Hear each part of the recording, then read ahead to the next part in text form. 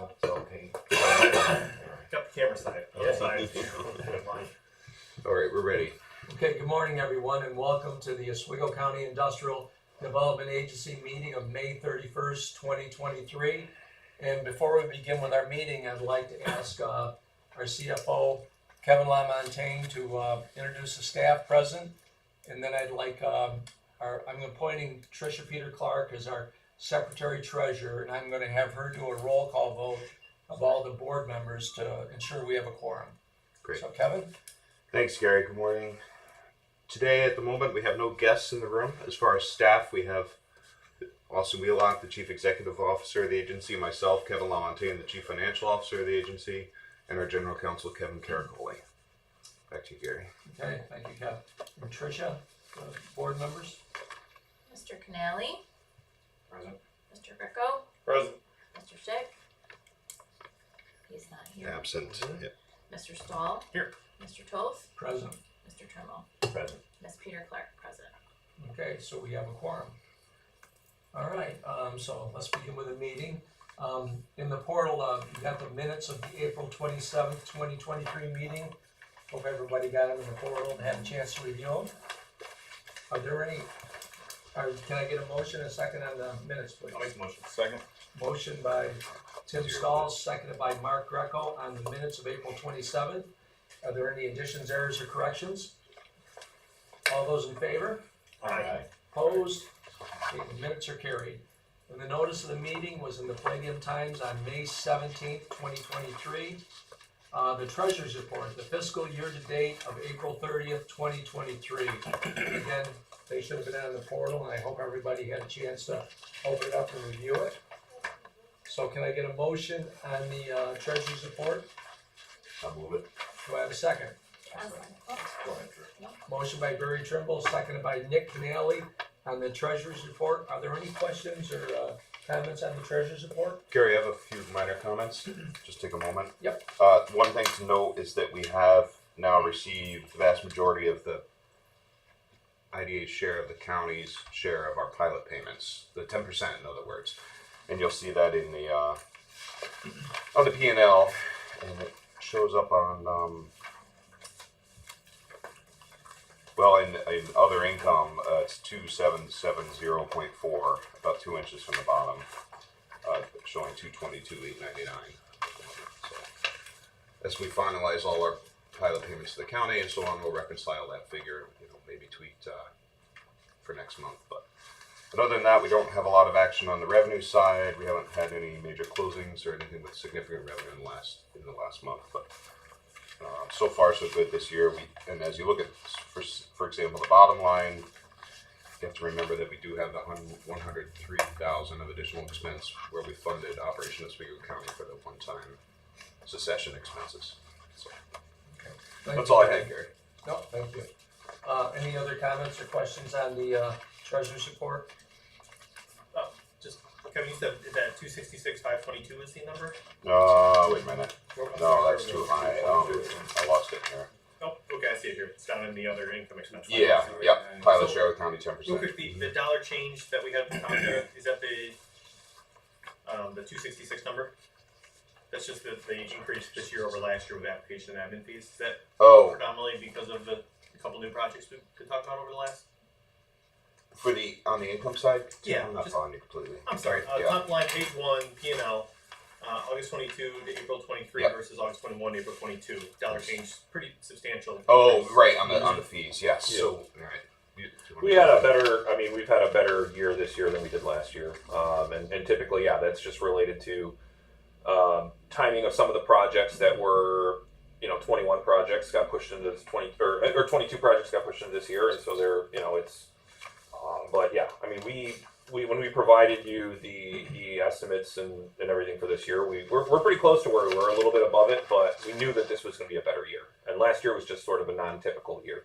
So We have, to back up what Austin just said, we estimated when we supplied the budget to the ABO that this group approved a few months back, we'd estimated 300,000, so we're over that. And budgeted next year, just for information, 350.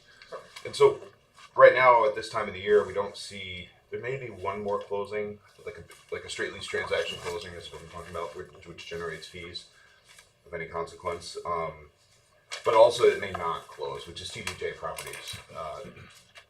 The lawyers are working through it. So, Gotcha. but then we anticipate quite a few projects closing kind of over the winter before the March 1st taxable date. So A lot of these solar projects we've been approving, they take a while too, or do we get the They do we do. get the application fee? Not when we see them here. It's usually quite a bit of time between when we Yeah. see them and when the application. yeah, and there's quite a queue of solar projects. So for sure, some of those solar projects will close this fall. But that's in the IDA's next fiscal year. Understood. This fall and winter. Yeah, the fees we receive at close, not an application. Correct. We get a $500 app fee, but Got it. yeah. Thank you. Like I say, if I could again, the way the format this is laid out, how the promptness of this report, it's excellent. So thank you. Thanks. Okay, any other comments or questions on the treasurer's report? Okay, we had a motion and a second. All those in favor? Aye. Any opposed? Okay, treasurer's report is carried. Okay, number 4 on the agenda. SSC Oswego I'm gonna, sales tax exemption request. yeah, I can take that one. This is a request that we get from time to time from projects under construction that for one reason or another are under delay. This happens to be a solar project. And Tim, to your point earlier, we approved this project initially back in 2021. There were some changes, and then we reapproved it in June of 2022.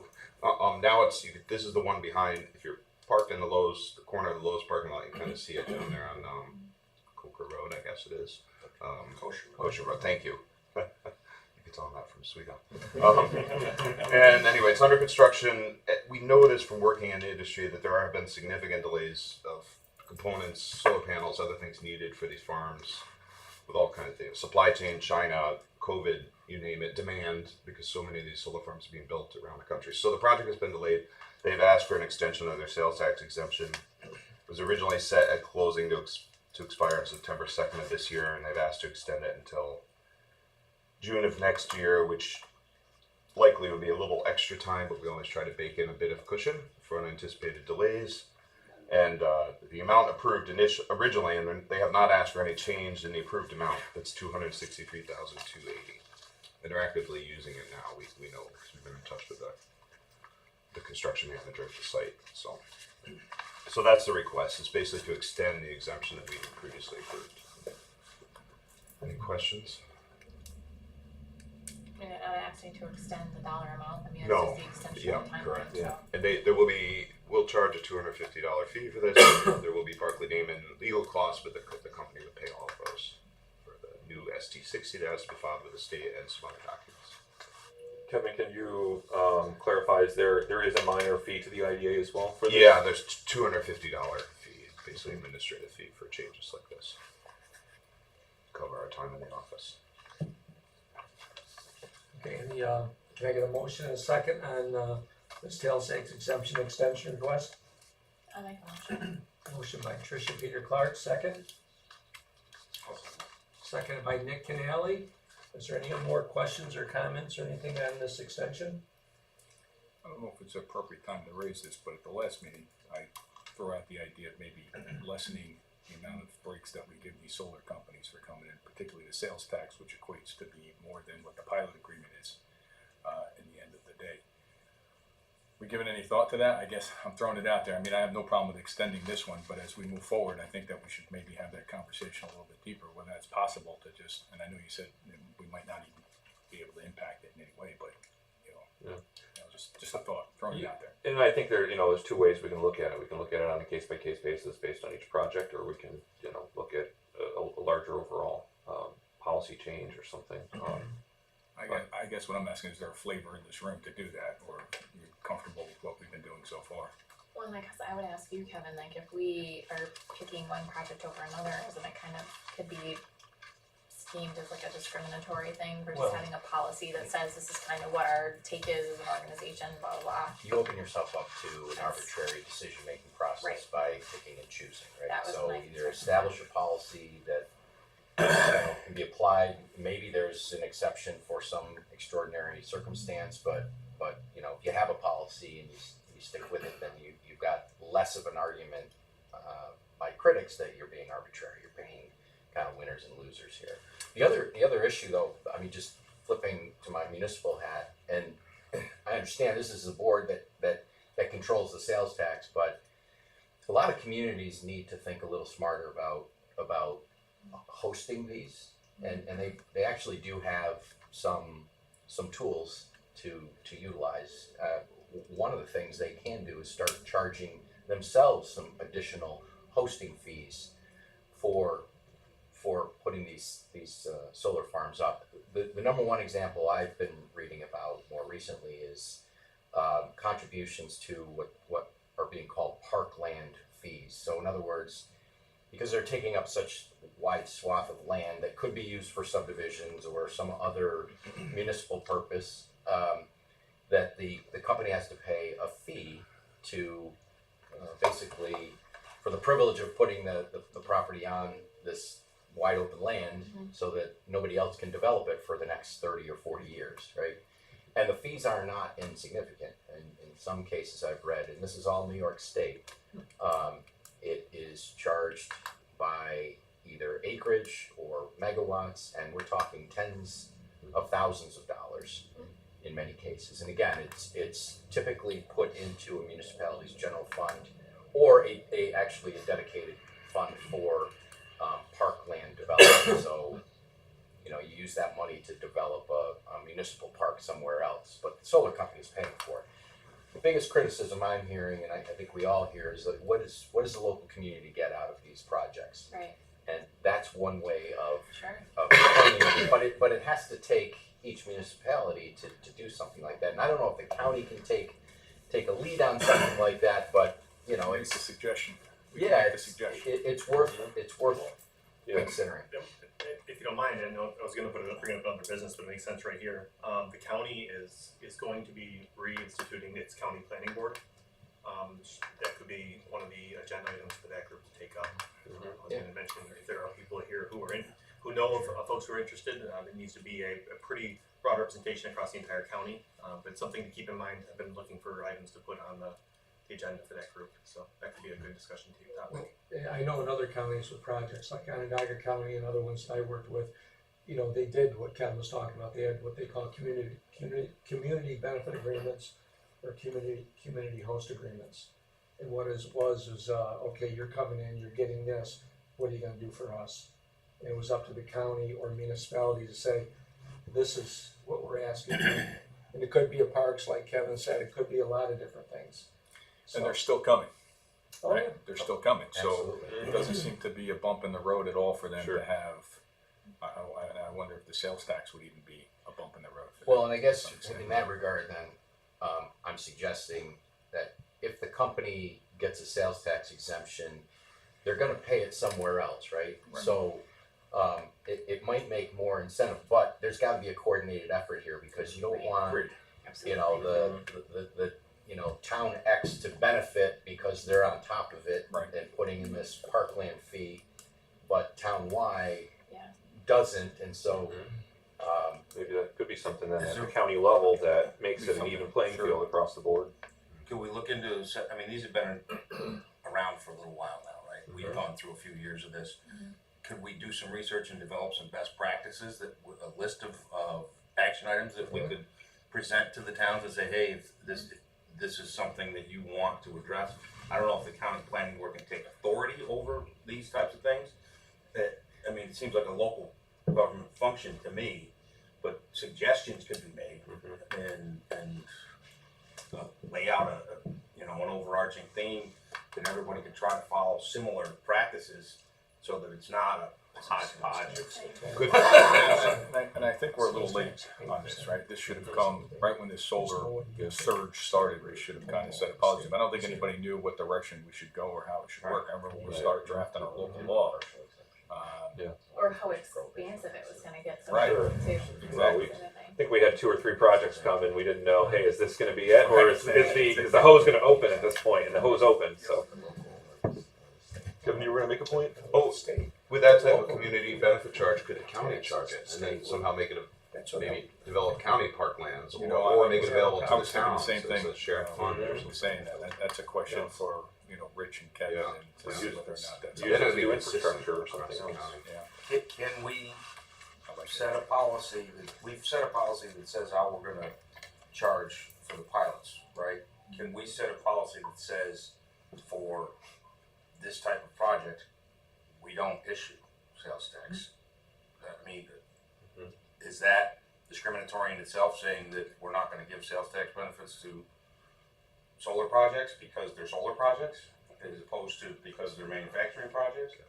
I would defer to Kevin on that, but I think you would have to make that part of your policy first and foremost, but I guess, what are we opening ourselves I up think to? your question though, Nick, is that policy in and of itself like discriminatory Right. or arbitrary? You're certainly gonna get challenged, I would think, but if it applies to one sector across the board, in this case solar, I think you've got more of an argument to be made that it's not arbitrary, that we're treating every project consistently. We're treating solar projects differently than manufacturing projects, but with all the other breaks and credits and all the rest of it that the solar company gets, and the lack of direct benefit Yeah. To the in community. terms of jobs and Yeah. employment continuing Mhm. versus a manufacturing facility, right? I think those are the distinctions you could make that would probably, you have an argument surviving some type of a legal challenge, but it does start with policy for sure. And I think the other, I think you look at it a couple different ways. You either look at taking that out as a benefit altogether, or you look and say, if you want the benefits that are provided by a pilot agreement, you have to pay into the, whatever we're calling this, a community benefits charge or something like that, to be eligible. Almost kind of like we created the saying you need to have a decommissioning plan with a local thing.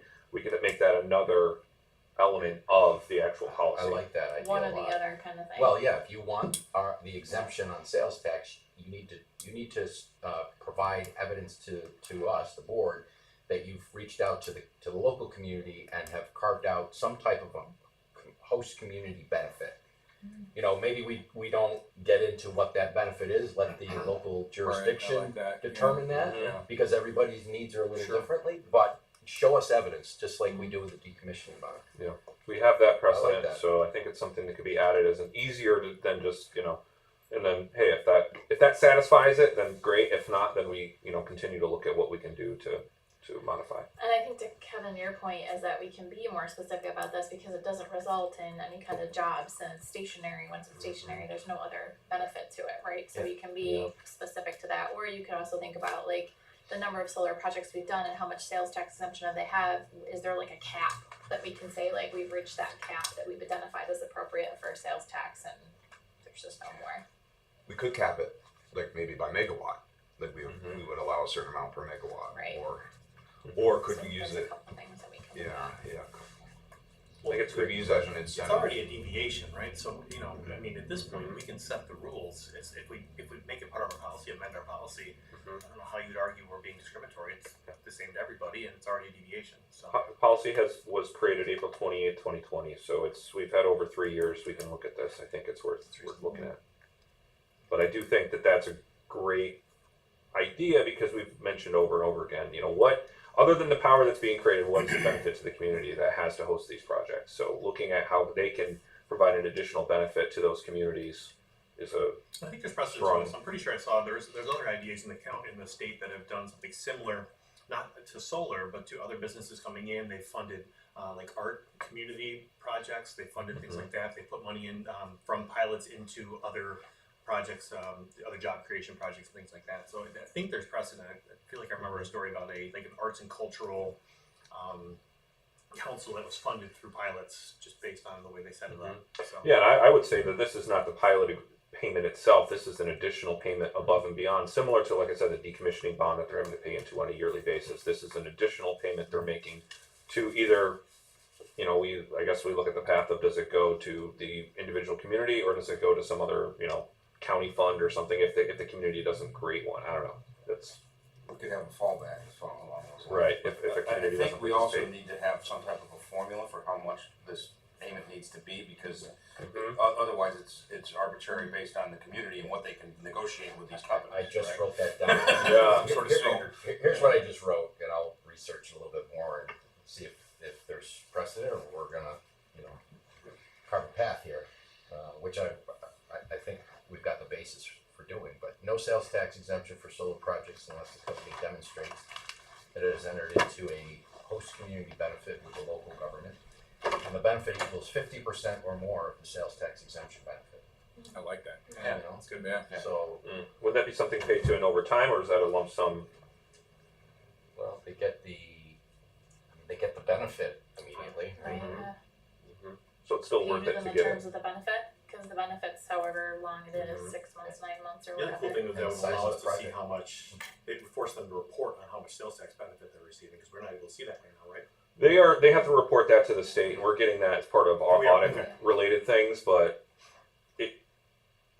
they have to report that. Yeah, we don't always get it ourselves, but they have to give it to the state. Well, the point is, we don't know in the 22 projects we've given away and the 16 or however many had sales tax exemptions, truly how much benefit was given to those businesses. Is that a fair I statement? would ask that question to I'm sorry. Kevin here. We were talking about if we were to create some sort of a benefit charge that had a value equal to, you know, a percentage of the sales tax exemption provided, we would be able to better track and get the understanding of what they've actually spent. I don't know if that, I mean, we're creating it based on, you're saying it based on the value of the benefit provided, not necessarily the benefit they use. I think it's better to do it based on the benefit provided to them. If they use it or not, that's not our That's a problem. lot easier to Sure. administer. I like it. I wonder, and this is just throwing it out there, I see the community benefit, but perhaps since it's electric, it's power, we could use it, just throwing it out there, to boost up our infrastructure. Right? We got plenty of power in this county. We just can't get it to the right places at present, right? We've got to get some wires and some substations put in. I'm wondering if we couldn't kind of defer that in that direction. If that's on the table, I don't know if Kevin. I think that's a grid issue. Yeah, it is a grid issue, but I mean, in National terms grid. of, you know, they're putting more power into the system, where's it going? We've got enough already, right? So what benefit is the community getting if we can't get it to the right places? Yeah, good idea. I think it might require coordination with county and county local law that mandates that this happen. Because where would they set? You don't want something like that. You wouldn't want each local municipality to just Right. take that money and apply it. You more strength in numbers, right? So Sure. it's got to come to some clearinghouse. I think the county would be the one, right? Does the sales tax revenue go to the towns and villages, or does it currently go to the county? Well, it's both. The county gets a chunk, and then Yes. any Yeah, local yeah, municipality in yeah. which the sales tax is expended gets a piece back. Right. But we never know what that is. Well, they get a percentage based on the whole. It's not based on the municipality outside of the city of Oswego. Everyone else gets it based on a percentage of the whole. Okay. I guess where I'm Yeah. going with it is, if we're going to give a benefit to the local community, I think of the town of Oswego, where a lot of people were up in arms about it. What could have been a benefit given at that time that would maybe lessen the pain to that town and village? If you just give it a cut on something like this, they may not feel it directly. I guess. Whereas if they set up something on their own, there's a direct response. You've got a park in the town of Oswego that was funded by this project. Very, very Well, real, tangible. what if we said that the charge would have to go to the town if the town adopts and creates a thing for this, and if they don't, then it goes to the county, which creates one. So it local first. If they don't do it, then it would go. So they're always going to pay something if they want to get it. They're not going to get out of it because the town didn't, say if Williamstown or something doesn't decide to adopt something. Not saying they wouldn't, just hypothetically. Or they using might not as an do it in example. time. Or we could, Right. we could do a So- split. Right? Yeah. Maybe some goes to the So- community, some goes to the grid work or whatever. Just so you don't see Percentage wise. where solar projects start to divert to a certain community because they didn't set something up. You know what I mean? Like you're not creating unintended consequences by something. Yeah, but I think that's where probably county leadership can really work with the local legislators, right? And say, and we could create kind of sample post-community benefit programs, right? Right. Pick Right. what you want. You want your parks, you want, Right. infrastructure, you want whatever. But to Mark's point, I love it. We know that we need some investment in our electrical infrastructure in some specific areas of the county. If the county is taking the brunt of the sales tax exemption, right? The county is giving that up, then it might be actually a nice way to kind of offset some of the losses that the county's giving up and directly fund some of the projects that we need to invest in down the road. But I just don't think that if we did that, it would have that local feel good piece. That's all. So for what it's worth perception wise, right? Half of the sales tax goes to the state. We're asking them to pay half. They're paying our half. That would stay local anyway. Yeah, Right? that's a The great state point. is giving them their benefit. The state would like to give it, and we're getting our part back. Right. Keeping it Yeah. open. Right, no, And I like that. perception wise, from, you know, a That's a local great point. aspect, and we're talking some real money. So really what we're approving, This is a really couple $100 grand on this project alone. really what we're approving is the state's cut and not our cut. I think that's what Kevin was alluding to without saying the state is gonna be tax exempt, but the money's going to the local by It's saying not really- 50%. It's not really a tax thing. It's Yeah. a community, it's a fund. Redistribution of wealth, is that what you're saying? Yeah, well, look, it doesn't seem like anything's gonna scare these solar companies from coming in. right? Listen, And it's-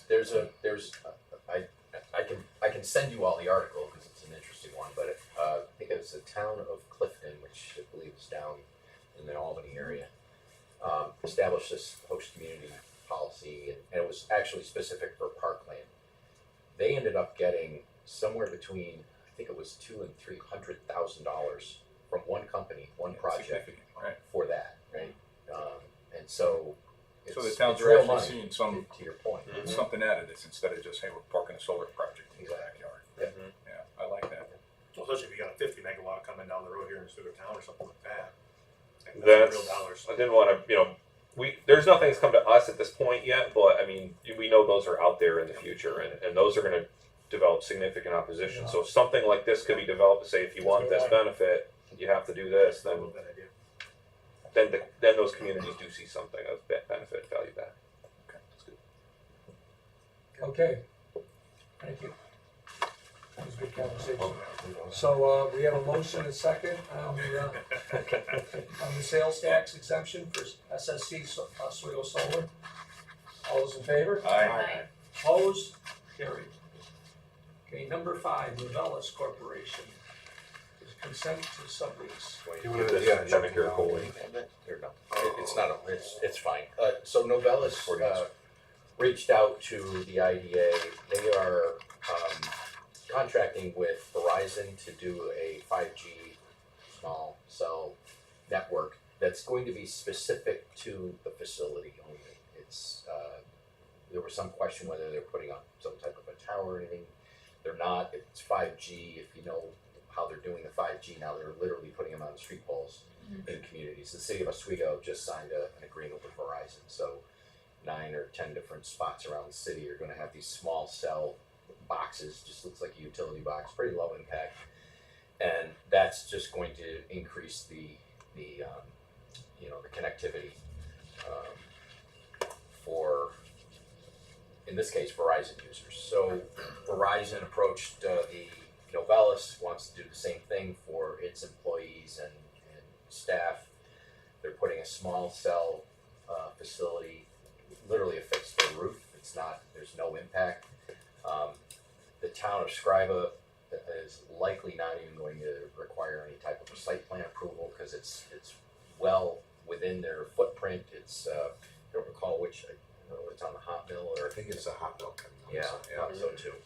In any event, because we have a pilot with them, and our pilot says any contracts or modifications require our consent, the agency's consent, they've reached out to us for this. Certainly my recommendation, I think Austin and Kevin, we've all looked at this and there's really no objection to this. Pretty It's minor, pretty advantage. straightforward. So it would require a motion to approve the consent. It's a sublease, so they're literally subleasing a very small footprint of the building to Verizon to put up this 5G. And they just need our consent. And we've had similar requests before, like I recall one from the Latopdra building, leasing Yep. space on its roof to Verizon or some other telecommunications company. Sounds reasonable. Okay, so I guess I need a motion and a second to consent to for Novellis to consent to sublease the telecommunications facility. I'll Motion second. by Nick Canale, seconded by Mark Greco. Is there any further discussion or questions? All those in favor? Aye. Opposed? Carried. Bylaws review update. Sure, and I'll give this. So at the end of our last meeting, we had mentioned that we wanted to start a review and an update of the bylaws. It's been several years since we've done this. Internally, we've done a sort of an initial first pass looking at how other IDAs are their bylaws are structured and things that they've added to it and made some red line markup, suggestions for the bylaws.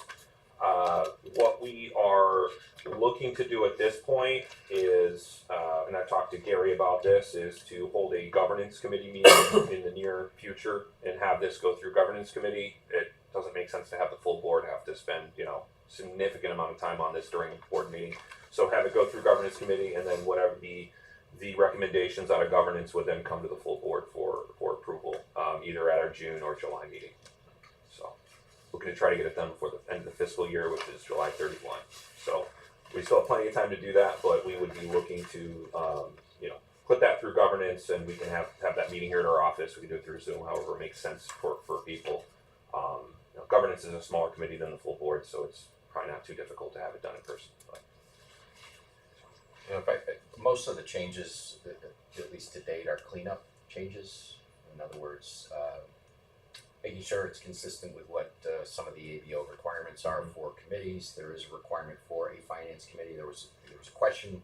Governance and audit committees were two of the first required committees under the ABO regulations, and then all of a sudden the finance committee popped up, and the question was, well, can we combine the audit and the finance? It seems similar, but the answer is no. You have to have a separate finance committee, and that's because it's required of any authority that issues debt. Of course we do. So you have to have a separate finance committee that technically is supposed to vet the project that's issuing debt, and then report to the full board, who would then make an approval. So there's some cleanup and procedural changes. There's a provision for live streaming. Who's doing that now? Kevin and the board? I mean, who's doing, What do you mean? vetting the financial arrangement before it comes to us? I mean, we're acting as a committee of the whole, essentially. Oh, we are, okay. When we do that. But if we're gonna try to stay true to, the requirements of the ABO and Public Authorities Law, having those separate committees and actually having them function the way they're supposed to is really the goal here. But for now, we're not doing anything inappropriately, Right. because we're acting as a committee on the whole. We're But just inefficient because we're having the full board having to do things that could be done in committee. So At least vetted by the committee and then brought back to the full board for Right. consent. I agree. Right, and, but even on, the committee structure, I mean, you and Tricia aren't part of any of the committees, so we have to update a lot of things. And that's what we talked about last week, and, just kind of clean things up, put the finance committee, or audit committee, or finance committee as part of our structure. yeah. And, just some other things in there that we wanted Kevin to go back and review to see if it fell in line with the ABO and other things that we need to move forward with. So what I'm gonna probably do, because, the chairman of the board selects the committee members, is, call the governance committee together probably in another week or two, just to sit down and discuss whether we do it right here in the office, or if somebody has to call in or whatever. I guess we can do that, right, Kevin? Yeah, So you can. we can discuss it. You'll have a copy of it. Who's on the governance committee at this point? The way I set it up right now, what'd I give you? the governance committee is Gary as chair, Nick Canale, Mark Greco, and Tricia. That is what I have as the governance committee. Now you're on a committee. I'm on a lot of committees. Welcome. That's open to attend by any board member, usually a Yes. voting member. Correct. So we'll just look at it. You'll get it in advance. You'll look at it, review it. We'll discuss it. I think a lot of the stuff has been cleaned up by Kevin and a few others, and then we'll make a recommendation to the board so they can review it, and then Makes sense. vote on it. It's been a while since we've done Oh, this. yeah. So. But I guess the legality of it, I guess, is more important, but it seems like if we're picking these committees out of the 6-7 people in this room to go to 4 people, does it make sense just to have the other 3 people right here and do it? I'm just wondering, Well, we the got- logistics of it, Yeah, we got 3 committees, we got 5 on audit, 5 on finance, and 4 on governance. And, you can attend, you can sit in and listen, if you want, but, like you said, you're on a lot of committees as it is. Yeah. So it's not like we're trying to shut anybody out. Right. But Yeah. we have a core committee that's responsible for, taking care of that business of, the day. Yeah, there's what's in writing and then what's practically applied, right? And I think to your point, Mark, there's nothing that says you can't have an audit or finance or governance committee 5 minutes before the actual board meeting. That's or what I was 5 hoping to hear. after. That's where I or was something going. like that, right? But that's that's how it's Sure. how it's laid out. I mean, on paper, it's got to be a separate meeting, but it doesn't say that it has to be on a separate day. Right, We've gotcha. done that before. Typically, they're 5 minutes before a meeting. I'm just thinking because of this, because it's looking at bylaw changes, it's probably gonna be more than That's what I was 5 minute meeting. Kind of hoping for. Yeah, but that one. Yeah. Those require all the same, they're public meetings, right, so they require all the other information too, we have to post them, we gotta televise them, all that, right, they're committee meetings, I'm assuming that's. Yeah, that's been one of the questions. I mean, the law does say that all meetings of the authority and public hearings are to be live streamed to the extent practicable. I guess that, This is a meeting of a committee of the authority, it's not a meeting of the authority is the board. right. That's I think there could be a distinction made there. I think if we talk to somebody in Albany, you probably get 3 different opinions if you talk to 3 different people. But Can you go to an executive session?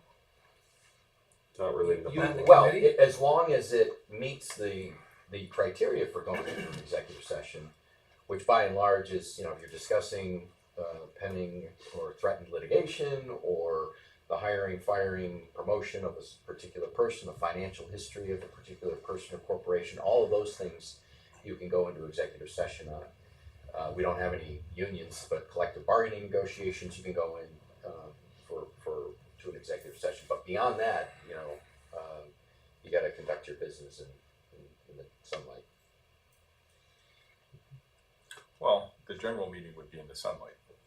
Yeah. So if you had a subcommittee meeting about something, it would come forth at the general meeting. You also have to take minutes and you have to post those to the website just like any other meeting. Right. Those have to be made available to the public. So if we have a finance committee meeting that is primarily centered around making loans, Yeah. then the majority of that would be Correct. confidential. Similar to what we do here, you'd open the meeting, and then if everything is essentially, related to the financial history of a particular person or corporation, you go immediately into an executive session, and then, you come out of it. If you're making decisions, you come out of it like we do here, And vote. and then you vote, and it's recorded that way. But you don't have to record what is said and necessarily done in the executive session, as long as you're taking the vote or taking whatever action it is in the public session. Kevin, you shook your head. What you got some thoughts? I'm just, It looked like you I had mean, concerns. I guess this is for discussion in the commit or group session, however we organize it, but practicality, we're doing, say we do a $15,000 loan. We have to have a finance committee meeting before the IDA meeting, which means if we have guests on Zoom and in the room and on the phone, like we sometimes do, we have to disconnect all those people, put them on mute, throw Right. people out of the room, Right. go into executive committee or executive session of the committee meeting, come back, get everybody hooked back up. 10 minutes later, we've started. 10 minutes in between just for getting people in the room and coffee, and it's for $10,000, $15,000 loan. If that's a requirement. If it's just bond financing, which we do rarely, that's another matter. But if it's all lending, even from revolving loan funds that are federal money or not our own money, it's going to add a lot of burden to everyone in this room. Yeah. You wouldn't have to Including go to a staff. committee meeting for specific items, would you? No, no, I don't think you necessarily do. But let me just read it. It does say, the agency shall, to the extent practicable, stream all open meetings and public hearings on its website in real time. The agency shall post video recordings of all open meetings and public hearings on its website within 5 business days of the meeting or hearing, and shall maintain such records for a period of not less than 5 years. That's right out of the Public Authorities Law, General Municipal Law, and the Public Officers Law. That's all 3 of those provisions, because it covers, it's not just, this says the agency, but there are, municipalities have the same obligation. So, it says open meetings. Open meetings, Are correct? our committee meetings open meetings? That's the Well, question. That's the question. They are, Okay. but again, to the extent that you're talking about essentially confidential information you can go into an executive session. It's gonna be, the practicality of it is gonna be challenging. So, from my perspective, we look at this along the lines of what Kevin's thinking about. We say the IDA meeting starts at 9:30. So any guests or anybody that are coming, come at 9:30. Right. They don't, we have committee meetings at 9 o'clock. Well- And get all that stuff out of the way, get it taken care of. Another thing I And want to then bring up is we don't have to have let a people committee in meeting and go every from month. there. Does that make sense? Committee meetings are done as needed. So that might be twice a year, it might be 3 times a year, it might be Well, once a The, year. the governance committee might meet once Yeah. every 3 years, but They have to meet once a year. Once a Once year, a year. yeah, at least So- once a year. Alright. Once a So year. it may not Well, it be does to make the sense. to the extent that we're thinking of it being onerous. It may not be that bad. We're the just only kinda- issue is the finance committee having to review every loan. That will be the one with the most Do activity.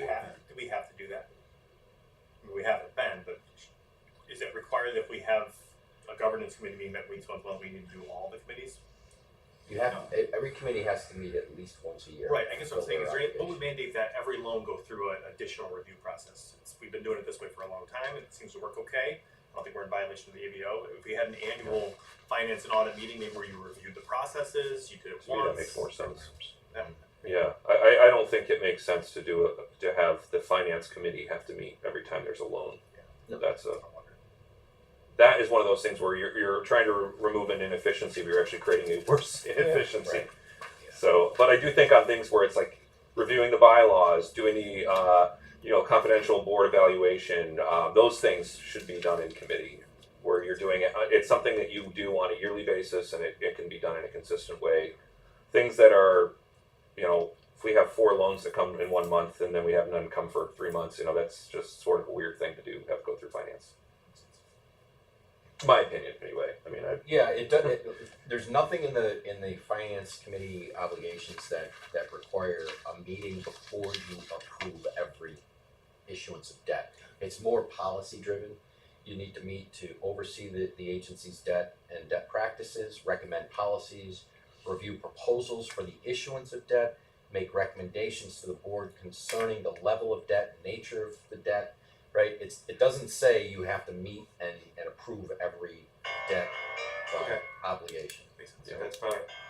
So if we have, annually one extra, that whatever month we end up Yeah. with is gonna be Come committee in a half week, hour and then, early. yeah, I mean, it seems Yeah. reasonable. And probably finance should meet at least twice per year anyway, because we should be reviewing, getting together to talk about the budget, right? Mhm. So like that would be like a budget meeting kind of thing, and then Maybe the do it. audit. Yeah, right. So like before the audit happens, we Yeah. would get together, finance Sure. and audit committee. So I mean, at The least audit twice per committee, year, you can yeah. kind of put those up there, whether they run before this meeting, which is already would be great, because then you're already here anyway. yeah, and then you could look at anything else related to loans made over the last year. If there's any needs Right. to be changed to interest rates or terms or anything else, make as a recommendation to the full board. So just bundle those things together. Yeah, I think that's the way to do it. Two makes sense to me, at least minimum of 2.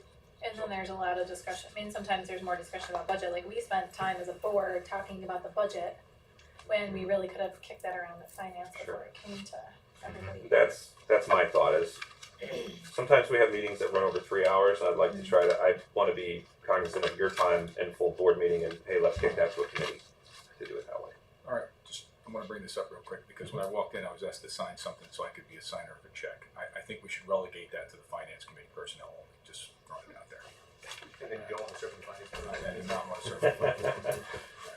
I think only those people involved in the finances should be able to sign the checks. I know it's a backup to have a second person sign a check, but Okay. really it should be those people. That could be a involved change in made to the finance. bylaws, too. There you go. They can change the bylaws to do that, and then there we go.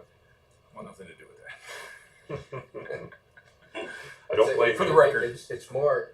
How often are you in the city of Oswego? Yeah. That's And drive more by of a here. convenience. Quite a bit, actually. There you go. Yeah, quite a bit. Yeah. Oh, that's what it is. Shouldn't have said that.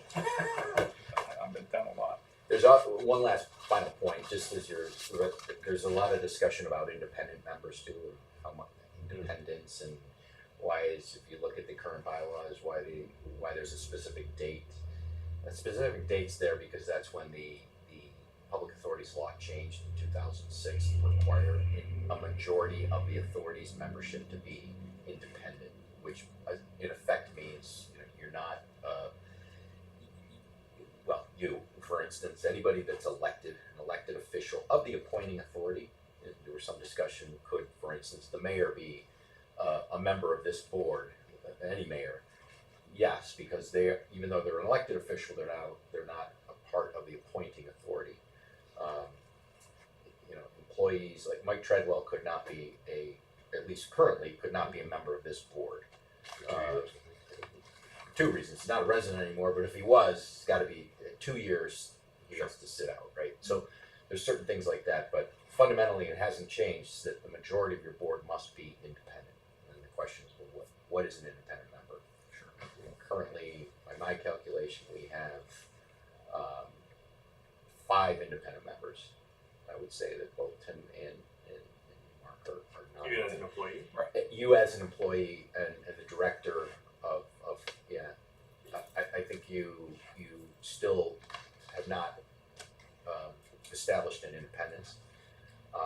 But the good news is, in terms of compatibility of offices, there's nothing that says that you cannot serve as a member of this board in your current capacity as director of community planning. There was actual opinion to that effect from the state involving Fulton County, and their director of planning was also a member of the IDA board. They got an opinion, and they said the state said they're compatible. But they did say they ruled it as a dependent, or was it? I don't know that part of that opinion came out if it was an issue of independence or not. It was more compatibility for that one. So Interesting. anyway, Okay, any other questions? So we'll proceed with that and hopefully get the governance committee together to review the bylaws and then bring them back at the next meeting. Yeah, if they're board ready. review. If they're ready at the next meeting, yes. Okay. The bylaws available on the website, I'm assuming? Yes. there. Okay, I guess we need to go into executive session. Kevin, can you explain please why we need to go into executive session? Sure. As I had mentioned just a few minutes ago, anytime you're talking about the financial history of a particular person or a corporation, you're entitled to go into an executive session. So that's 7 and 8 are dealing directly with that particular or broadly defined topic. So that would be the basis. Okay, so I have a motion and a second to go into executive session, please. So moved. Okay, do I have a second? I'll second. Motion by Mark Recco, seconded by Nick Canali to go into executive session. All those in favor? Aye. Opposed? Okay,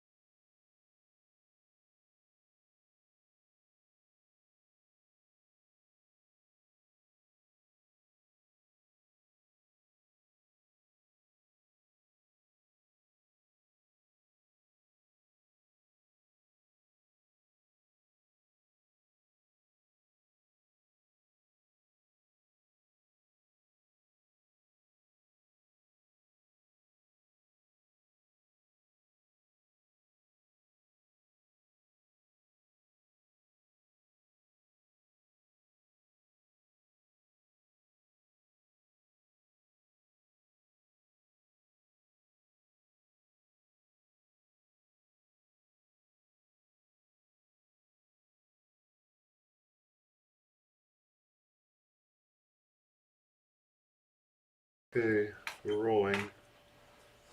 Good. Okay, motion to come out of executive session, please. So moved. Motion by Mark Recco, seconded by Barry Trimble. What time, Trish? 10:37. 10:37. Okay, all those in favor? Aye. Opposed? Carried. Okay, a couple items we need to take care of is first, on our pilot EDF report, we need to remove the $1,611 share of our county commitment in the committed to the uncommitted balance. Can I get a motion on that, please? I'll make it. Second. Motion by Nick Canale, seconded by Mark Greco. Any questions? All those in favor? Aye. Opposed? Carried. And lastly, accepting the delinquent loan report. Do I have a motion on that, please? I'll make it. Motion by Tim Stahl, seconded by I'll second. Tricia Peter Clark. Any discussion? All those in favor? Aye. Opposed? Carried. Okay, next meeting. Then we'll go to other business.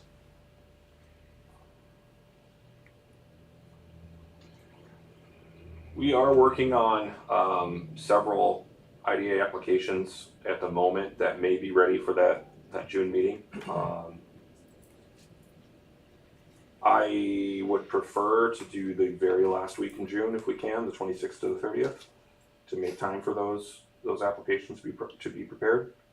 I know that's the week before 4th of July, so I don't know if there's any issues with anyone doing something, say the 27th, 28th, or 29th. 28th was the best day for me. I don't know about anybody else. Well, I could do the 28th, I guess, it doesn't really matter. Yeah, 28th works. Yeah, I'd have to not go to the workforce development board meeting, but let's do that. Does that work for you, Nick? I'm good all 3 days. Tim? I'm good. How about you, Kevin? 28th? Yeah, I could do either 28th or 29th. So 28th works for everyone, Wednesday the 28th? 28th at 9 o'clock? Sure. Okay. 4 weeks from Wednesday, June 28th at 9 o'clock. Okay, other business. today. No other business. Okay, no other business. I guess a motion to adjourn is in order. Have a motion? So moved. Motion by Tricia, Second. seconded by Mark. All those in favor? Aye. Thank you very much. Meeting adjourned. I don't know if I can make the annual meeting. Am I gonna miss much? Or is that something that anything really gets done at, or? It's a great time. It's a free breakfast. So, Which I mean, if you can't make it, you can't make it. But no, I mean, it's Kevin, we glad off? you. I may or may not make it, but Okay. right now it doesn't look like I can, but Okay. if something changes, I will show up.